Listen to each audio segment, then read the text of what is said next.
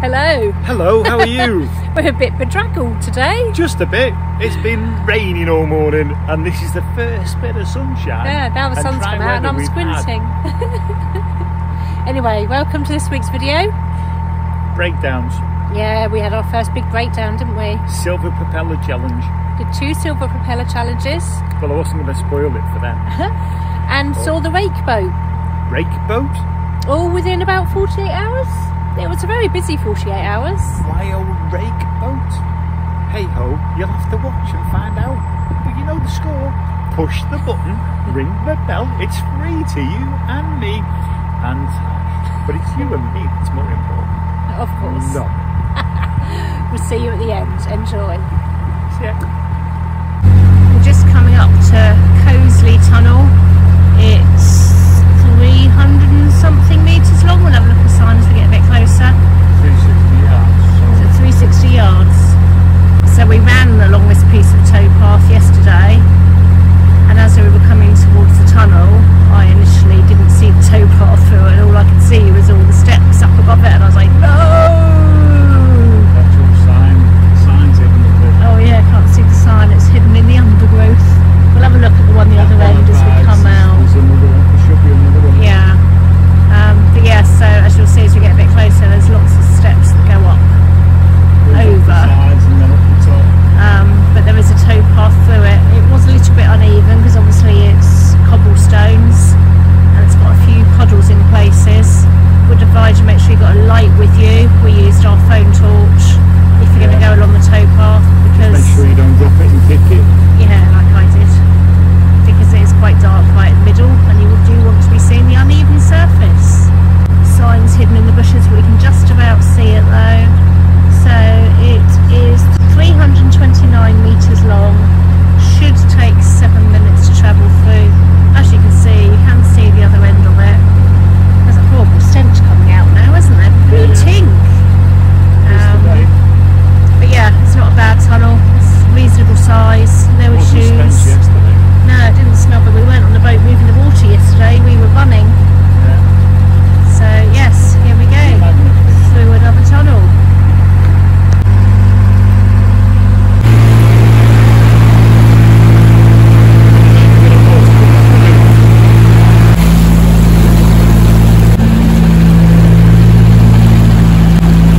Very, very slow going down towards the junction. Then understand why not that many people actually do the Silver Propeller Challenges. Because you need to just be able to do it in however long it takes and not have an agenda time-wise. So we are nearly there. We've got one more bridge to go under, and then we're hoping CRT depot is still open so we can use the winding hole. If not, we'll be staying there the night and turning around tomorrow and coming back.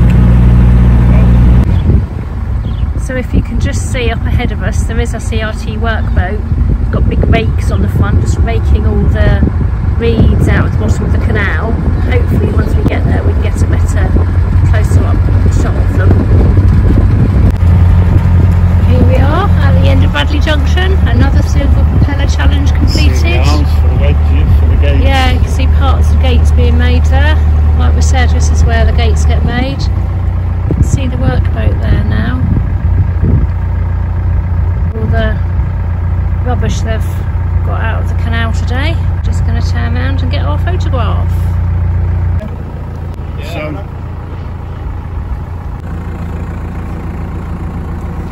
very tight turning round here, just avoiding the boat that's moored there.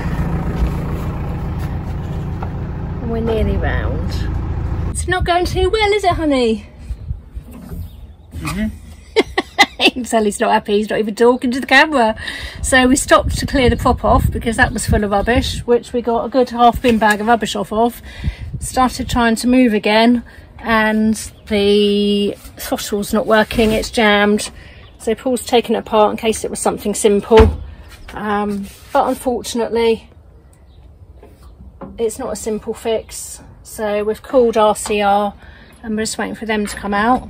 But the next issue is we're a distance away from the canal bank. We're going to have to try and pole ourselves across, but it is very shallow, so we're probably not going to get right into the bank. May need to get the paddle board out to get there, or if we can get close enough to get the plank on, then at least we can get the plank on, so when RCR arrives they can at least get on the boat to have a look at it for us. Gondola Paul. So he's going to try and push the boat up the canal a bit. These kind gentlemen have let me get onto their boat. I'm going to go down to the next bridge with them and get off and walk back up the towpath, so at least I can catch the rope and try and get us to within 6 foot of the bank, so we can get the RCR guy on when he gets here. They have just phoned back and they're going to be here this afternoon. We don't call you Iron Man for nothing, do we?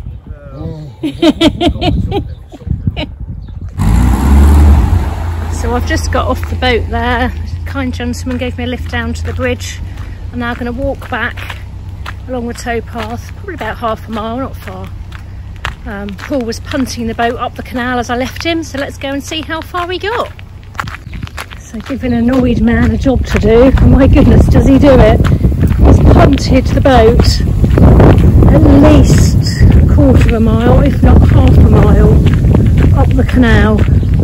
So at least now we are by the next bridge, so it will be easy for the RCR guy to find us when he gets here. So on this very hot day we have managed to get moving again. Paul's managed to free up our throttle cable and our throttle is working again. So we are on the move. We just cancelled River and Canal Rescue to come out. Thankfully we've cancelled them before the engineers set off, so we haven't got to pay the £15 fuel surcharge. But we have had an indication of advice warning. Yes, everything happens for a reason and we do believe in that. And whilst we've been waiting for our problems to resolve and having our lunch, an email's come through from Canal and River Trust with low water levels a bit further up, a bit further up the Ryley and Essington by the Cannock connection, which is where we were heading for. So we're going to have to change our plan in true boater style, and we're going to go down the Walsall arm instead, aren't we? Yeah, go and do 3-4 locks, I think it is, and then go visit the town arm and get another one of them Silver Propeller Challenges. All for a good reason. But give Paul some sympathy today, please, because his hand hurts. Well, from punting the boat a quarter of a mile up the canal. He's allowed to hurt. 18 ton of though. Yeah, he did well. Anyway, we'll let you know how we get on. Here we are, hottest day of the year, and we've had a bit of a day, haven't we? Just a bit. Right, Dina. Started at 7:30 this morning. Started at 6 o'clock. Well, it did. It started cruising at 7:30 this morning with the idea of getting to the Silver Propeller Challenge at the end of the Cannock. Tomorrow. Well, we're not even going to get there tomorrow, are we? So that was the original plan today, was to get as far to that as we could. Cruised a total of 4 hours, total of 4 miles. In fact, I covered less than 4 miles. Anyway, we didn't quite Stopped get where to do the weed hatch, then couldn't get going again. Hurts yes, now. He has a sore hand. I've got a red ring. Anyway, managed to sort it. Stopped at lunch. Had lunch. Sorted the cable, got it working again. Well, in the meantime, an email came through. Okay. To say there's low water levels on the Ryley and Essington, and advising boaters not to move. Not on the section we're on, but on the section we're heading for. But I want to know how it can not apply to the whole canal, because there's no locks on it. And the water levels are low here too. And we're touching the bottom in places, so I'm sure the whole of the canal must be low. Well, we know it is. So yes, we got going again, tested the fact the accelerator was actually working again, cancelled RCR, came round the corner and there was some moorings.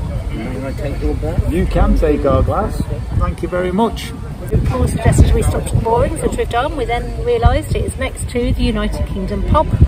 It's showing the ladies football tomorrow night. So we're going to have a bit of downtime and a bit of R&R. Downtime, R&R? Yeah. We don't do R&R. Well, we haven't done lately. Hope you're all okay in the heat. Whilst Paul's down the weed hatch yet again. Them shorts out of it. There's all sorts down there. We've only been going for about a mile. Anyway, I thought I'll answer one of the questions we've been asked on one of our lives yesterday. It was about how you get your prescriptions if you're continuous cruisers. So personally for us at the moment, I've unfortunately still got my house in Sheffield that I've been trying to sell for a considerable amount of time, so we're still registered at the GP's there, and we go back every so often because I've got a son in Sheffield, so we do go back up there. So we pick up Paul's prescriptions when we go, and then when we get up to the Cheshire Ring over the winter, we're actually going to move our GP over there because that's how we'll get our prescriptions. But having done some research online, well, the constitution for the NHS is that healthcare will be provided to everyone. So GPs aren't actually allowed to refuse to register you if you're of no fixed abode. You may have to argue it, depending on the GP surgery, but they should register you using the GP surgery address as your address, and you can then have designated pharmacies. If you're online and you have access to the internet, you can register with a pharmacy in the area that you are in and then get your medication from that pharmacy. So GPs generally don't like to give out more than 1 to 3 months of medication because there's obviously checks they need to do on you to make sure you're not suffering from side effects. But like I say, you can register electronically online with a pharmacy that's convenient to you, and your GP will then automatically send your prescription there. I will put some links below for some of the information that I've looked up so that you can use it and research it for yourselves if you need to and it's something you want to know more about. We've just come under Sned Junction Bridge. There are some moorings here and there are some facilities, so we're going to see if there's somewhere we can finally get rid of some of our rubbish because it's building up at the moment. Especially stuff we take out of the lake.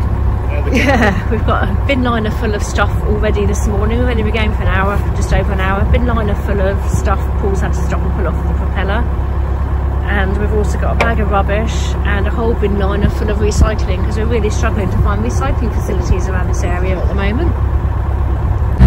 So we're finally almost at Birchhill's Junction to go down the Walsall Arm. This has been a challenging stretch of canal, to put it nicely, but this last section from Sned Junction to Birchhill's has actually been a lot better than the first section was from Horse Hills. We got to Cannock Extension. So we were going to Cannock Extension, as we've already said, but we're not because of the water levels and the warning from CRT. But we stopped and Paul went down the weed hatch just as we got to Sned Junction. But, touch wood. Oh, you've spoken now, haven't you? He's not done it on this section from Sned to Birchhill's. So we're going to get onto the Walsall section now and do the locks and then head up the arm for the Silver Propeller Challenge. Now we're on the Walsall branch. And we got stuck at the entrance. We did, to it. just coming on to it. There's obviously something buried underneath because I went down the weed hatch because I thought there was something on it, on the propeller, but no. And then once we backed it up and then revved it forward, and as we got to where we were, the boat went. So let's see what joys this section brings for us. We've already had about 4 cones and we've only done from here to there. We've got a flight of locks, our 8 locks. So it says, and then we'll be turning left. Up the arm to do the propeller challenge. Hopefully a little bit more water.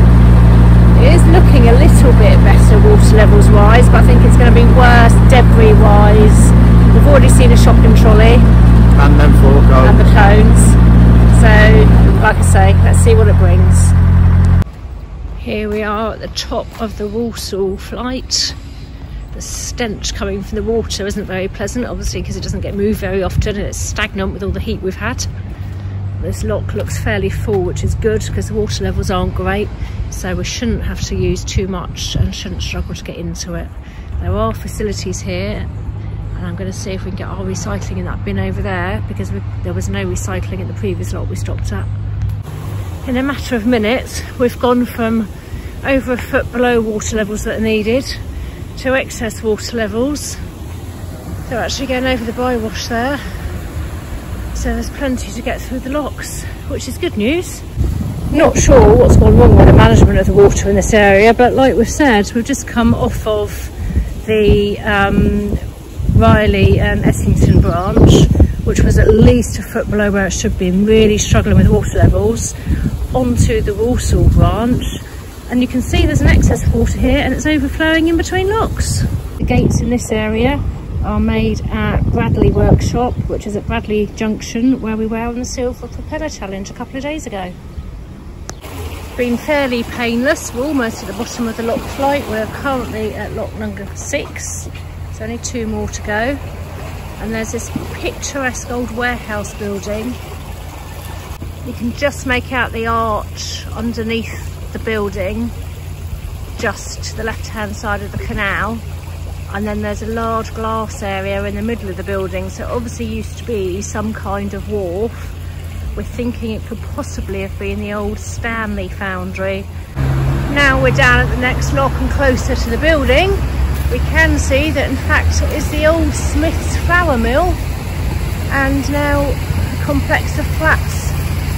But there's the other channel of canal I pointed out from the previous lock, next to this lock. You can see the arch under there. The channel could be where the water went for the water wheel, and on the side of the building here you can see the new brickwork, which is obviously where some old original structure had been taken away. So this could actually have been where boats pulled up and chains and blocks used to load and unload them. There is also another small remains and evidence of an arch just there by the railings as well. Here we are at lock 8, just waiting for it to fill, and just ahead of us you can see the major fact chimney and some quite impressive artwork on the wall. And then to the left of that is the entrance into the basin for the Silver Propeller Challenge, which is where we'll be heading next. See the street art more closely now. And there's the signs showing the basin and the canal. So Paul's just doing it another one of his expert turns to get us into the basin. Here we are heading down towards the end of the basin. Apparently there is a turning circle down there. If not, it'll be a long reverse back. So here's a weed raker just going through us, which is how the CRT cleared the canals of the weeds and some of the rubbish.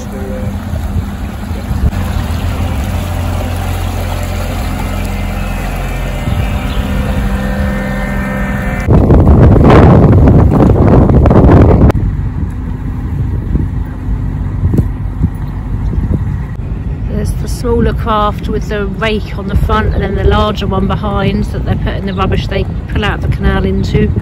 They have warned us that going down the next section we're going down yet again is going to be slow going, but it is what it is.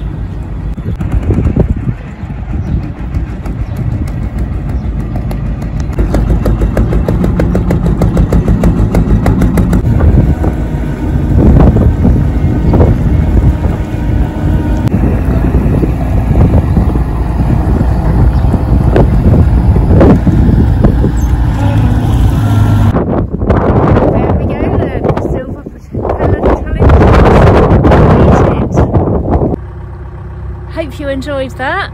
Quality video, wasn't it, eh? Lots of history canals on the Black Country. Really interesting to learn about all of that. Sorry, I'm just trying to see over the tomato plants to see where I'm going. And Coseley Tunnel, very historic tunnel. So always interesting to see them. Grade 2 listed structure. Yep. So next week's video is our first trip into Birmingham city centre. Oh no, it's not that good, is it? It wasn't a very straightforward trip. We had battles with water levels. Shopping trolleys is all I've got to say. And we did another Silver Propeller Challenge on the way. So join us next week to see all of that. You'll see the underside view of... Yes. Leave it there with a big question mark. Have a good week. Push the button, ring the bell. It's free to you and me, and them, and them, and them, and them, and them, and her. You and me. See you later. Bye.